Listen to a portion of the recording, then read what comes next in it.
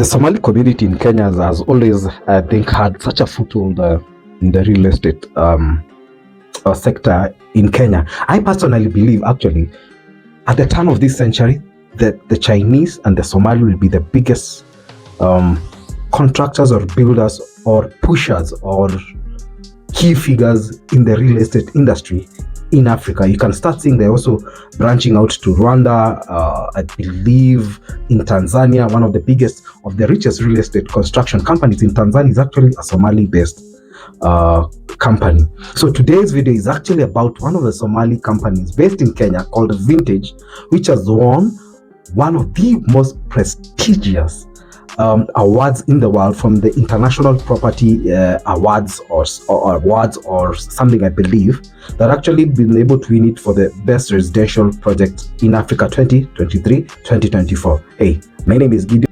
This is Acre, where we talk about anything and everything real estate.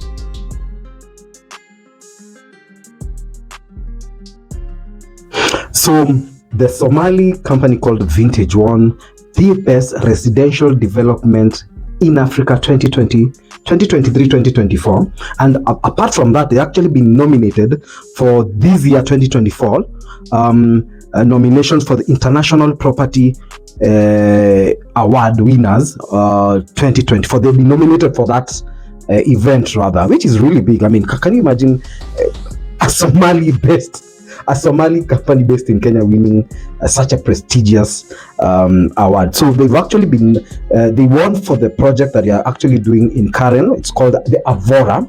And they actually won in a category that actually most people would be surprised. They won the category in the AI, where it means they're building a residence that is more through artificial intelligence, which is smart, can do a lot of modern tech things. That is actually going to be based in Kenya, in Nairobi rather, which is just unbelievable. Imagine just a Somali company based in Kenya winning such a prestigious award. This really kudos to them. Somali business community in Kenya has really been able to just raise their standards for being a community that is actually quite marginalized in some parts of Kenya. And part of them, of course, coming from Somalia, which is a war-torn country. But what most people would be very surprised to know is that actually Somali, the war-torn country that has been for the last, I think, 2 or 3 decades, has some of the biggest residential projects in Africa. I mean, just think about it. For a country that is actually low and still manages to have some of the biggest residential projects in Africa is amazing. Just imagine for a moment if Somali would be, I want to find the word for not a war-torn. Imagine if there's peace in Somalia, how much that country would actually be able to just really leapfrog in terms of real estate, in terms of, even if you look in terms of telecommunications, you'd be surprised. Somalia has one of the best telecommunications. It has one of the best money transfers systems in Africa, despite it being in a war-torn country. But let's take it back home. Here in Nairobi, Isili is the one of the fastest growing centers. No, it's not a center, communities, counties, I would say, or even locations. I would actually argue in Africa. I mean, the place has really grown, and it's because we've got, now they currently have one of the biggest malls in Kenya. And guys, when I say biggest malls, it doesn't mean it's the biggest mall in Africa apparently by the concrete. I don't know. If you're an engineer, you can kindly tell us what that means. But it's one of the biggest in terms of the build structure.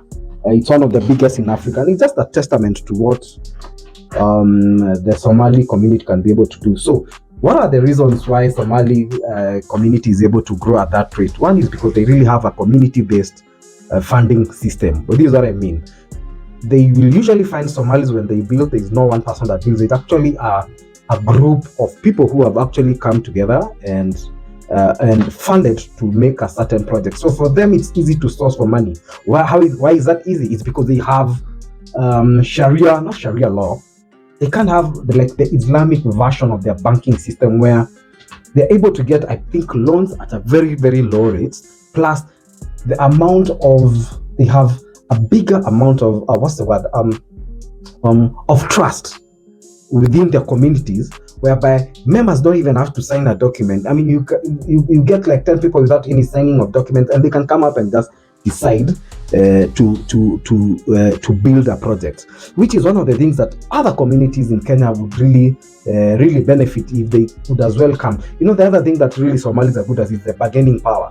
Right now, Somali community has a really big bargaining power chip with the government. So it means some of the policies they can influence policies that directly affects their community, affects their money, affects very financial sense of their community, and that's why they are growing at that very fast rate. Anywhere, actually, I would actually tell you, anywhere you see Somalis coming in your place, you bound to find the property prices going up. Yes, somewhere like South Sea in Nairobi, somewhere like Hurlingham. I mean, they're just left, right, center. They're just buildings coming up, and I think that is good because it provides employment. It provides the country grows. I think we should be able to even accelerate. We should be able to support that sort of investments in our country. We are all Africans in either way, whether you come from Kenyans or Kenyan Somali or Somali Kenyans. So around, I know in the comments still people write stuff about Kenyans and Somali. We all are Africans in any way. Yeah, this what did they usually say? The boundaries were created by the colonies, but in essence, you're all Africans. And that's one of my key things I tell to other communities. We've had of recent African American communities really coming in Kenya and trying to see what they can do, where they can do. But the problem is they need to have a community, they need to have a board, they need to come as a platform. That's when you can be able to actually negotiate when you come together. You can be able to negotiate with the government. You can be able to get better terms. You can be able to develop. So I know I've transgressed to other things, but this video was about this a company called Vintage in Kenya from Somali that is actually being able to win residential award. Just imagine actually being able to win an award in the artificial or futuristic kind of real estate is a really big thing, and kudos to them. If you like this sort of content, can you subscribe? I'll be bringing tons and tons of this sort of content.